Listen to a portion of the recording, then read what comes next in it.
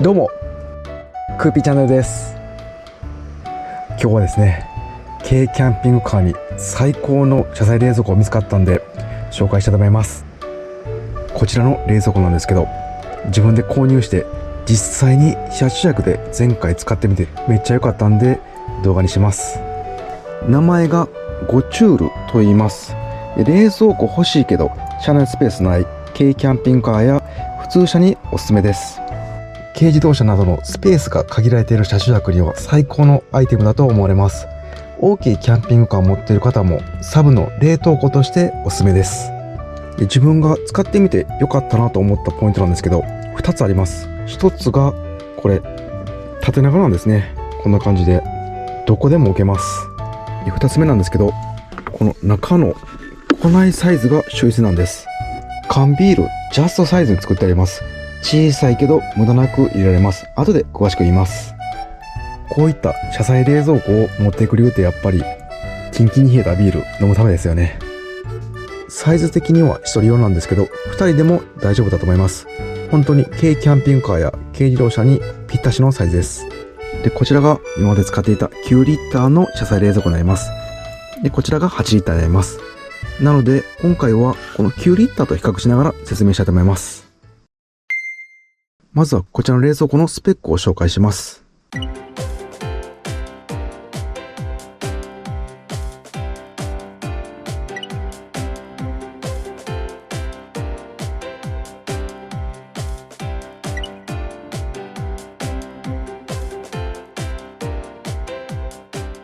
それでは実際に電源つけていきたいと思います。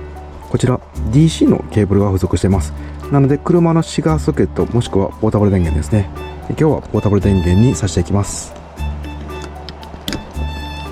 電源スイッチがこちら前面にあります。前面の下ですね。これねちょっと上の方にあった方が良かったかなと個人的には思いました。で温度がここでプラスマイナスですね。あとはモードエコモードとマックスモードを選べます。そして中開けるとここの上に保冷剤がついてます。こんな感じで取り外して凍らすことができます。これよく考えられてますよね。なので電源つけなくても普通にクーラーボックスとしても使えます。それでは自分が実際に使ってみて良かったポイント1つ目なんですけど、この縦長のサイズですね。これがすごい良くて、今まではこういった感じで横長が多かったんですね。この冷やす部分ですね、コンプレッサーが下についてます。こちら今までは横ですね。なんで横長になってました。縦長になったのでこんな感じでちょっとしたスペースですね。こういうとこも置けます。これ助手席の後ろ置いてるんですけど、こうやってドアにも干渉しないんですね。後ろの助手席はちなみに一番後ろまで下げてます。それでこの状態なのでかなり小スペースです。あと設置する場所で考えられるのがこの助手席の後ろと、あとはこの後ろ反対側ですね。この給水タンクの前とかですね。こちらも一度給水してしまうと帰ってくるまで開けないと思いますんで、ここの前に置くこともできます。一回置いてみます。でこんな感じでちょうど収まります。この軽キャンピングカーの入り口付近ですね、ここに置く場合なんですけど、ベッド展開するときにその場合だけ干渉してしまいます。ただ助手席を前にしてあげるか、こういった感じで横に置いてあげると問題なくベッド展開できます。常時これでも大丈夫ですけどね、そんなに出っ張ってないんで乗りよりも問題なくできると思います。ちなみに今まで使っていた9リッタータイプの冷蔵庫ですね、それを置くとこんな感じになります。入り口のところがはみ出ちゃうんで乗りよりでちょっと邪魔かなという感じでした。そこまで問題はないんですけど、この8リッターの方がコンパクトに収まる感じになりました。横置きするとこんな感じで9リッターの方がちょっとだけ出てます。8リッター冷蔵庫の一番の魅力なんですけど、助手席の足元にスポット入るんですね。ちょっとやってみます。こんな感じで取りはまりました。これすごないですか。このままこうやって取れるんですね。これ前回の車中泊の時実際にここで使ったんですけど、もうほんと便利でした。後ろが広くなりました。あとはですね、こんな感じでもう助手席に置いてしまうのもありだと思います。こんな感じで助手席の上を置いてもまだスペースができるんで、一人旅だったらここにも荷物置けますよね。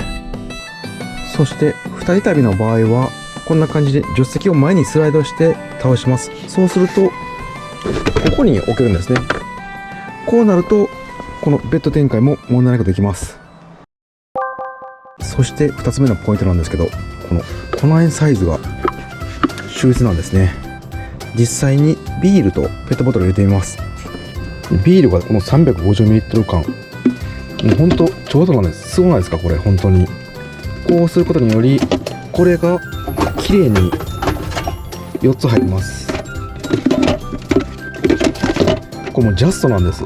これがすごいなと思いました。そしてこれは推奨されてるかわからないんですけど、この縦置きですね、これも入るんです。ただちょっと硬いかなっていう感じがします。ただ問題なく取れます。こんな感じで8本縦に入ります。でこれまだスペースあるんですね。で次を例えばこれ横でまだ4本入るんで、そうすると12本入りました。これまだちょっとスペースあるんで、なんかパンとかハムとか入れることができます。すごないですかこのサイズ感。もう缶ビール専用機と言ってもいいぐらいジャストサイズです。面白いのがこの8リッターの冷蔵庫、そして前々使ってた9リッターの冷蔵庫ですね。こちらなんと缶ビールで言ったら入り量がこっちの方が多いんです。一回入れてみます。これこんな感じで今12本入れたんですけど閉まらないんですね。というのもこの例えば立ててる3本なんですけど4本入らないんですね。かといってこれ横に寝かしてもここちょうど入らないんですね。次全部立てていきますね。こんな感じで、そうすると9本入って、で次が入らないんですね。でここ寝かすと入らないですね。なので容量はこっちの9リッターの方が多いんですけど、缶ビール入る本数で言ったらこっちの8リッターの方が多いんですね。なので庫内サイズが秀逸なんです。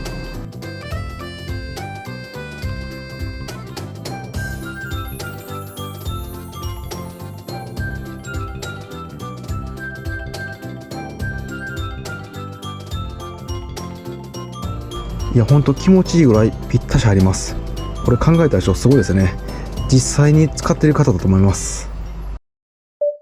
そして気になるのが肝心な冷房能力、そして消費電力、あとは音ですね。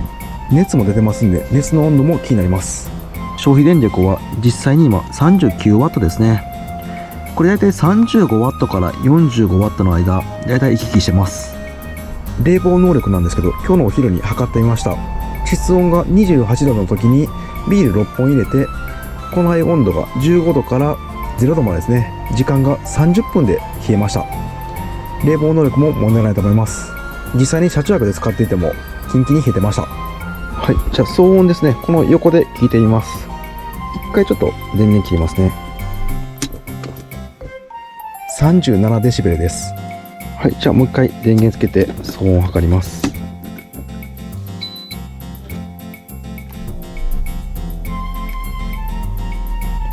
46デシベルですね。体感としてはもう全然問題ないと思います。このくらいだったら家の冷蔵庫と変わらないと思いますね。それでは次は排熱温度を調べます。ここの前ですね、コンプレッサーの前に熱が出てます。まず本体の温度ですね、こちらが25度ぐらいですね。そしてこの排熱のところ測ります。 35.4 度ですね。体感上軽く熱が出てるかなという感じです。こんな感じで前と後ろにも排熱があります。これはもうしょうがないかなという感じですね。夏は換気して排熱処理するしかないと思います。そして一番気になるのが実際に車中泊に行った時にどのぐらい入るかですよね。この8リッターでかなり狭いので、自分が車中泊行くとして1泊2日用の食料と飲み物を買って実際に入れたいと思います。それでは行ってきます。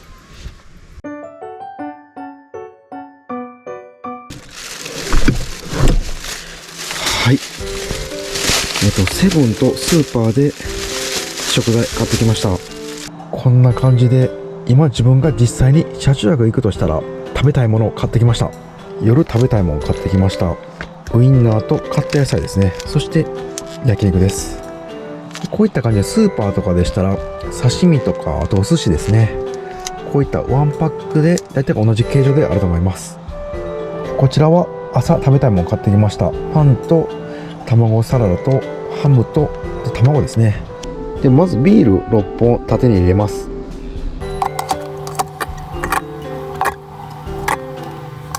ビール6本入って、あとこちら2本分空きあります。ここに卵を入れていきます。そしてこのスーパーの焼肉のパックですね、こちら入れていきます。ちょうど入りますね。それでは食パン、パンもサイズ感ちょうどいいですね。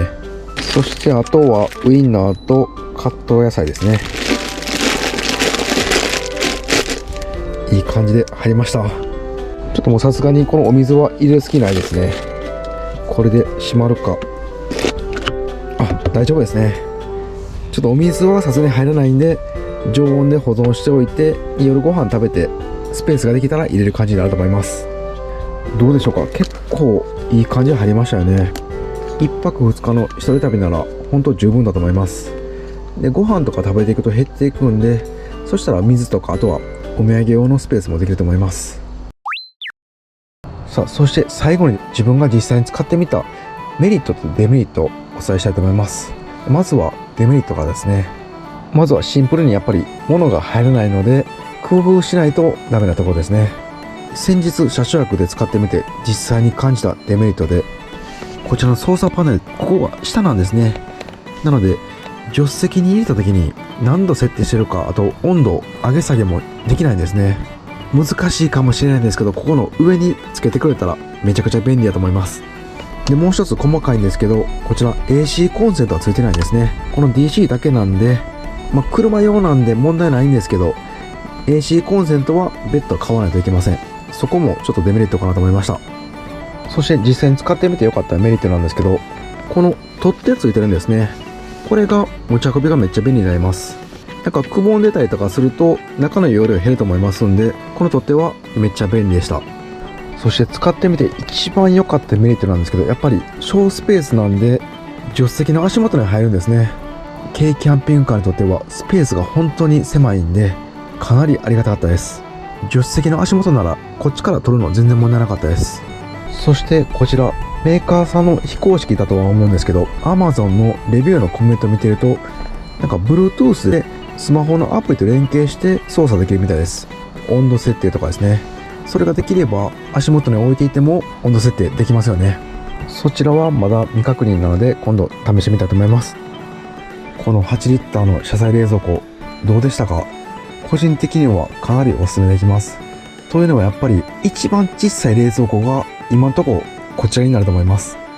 お世辞にもたくさん入るとは言えないんですけど、工夫すれば1泊2日の飲み物と車中飯いけます。そして帰り生物などお土産買っても空いたスペースに入れることできます。車中飯をしない方であれば飲み物だけなので余裕だと思います。この冷蔵庫で軽キャンの中の快適性も増したんで、またいろいろ車中泊に行って動画にしたいと思います。こちらの商品のリンクは概要欄に貼っておきます。興味ある方はまたチェックしてみてください。それでは最後までご視聴ありがとうございました。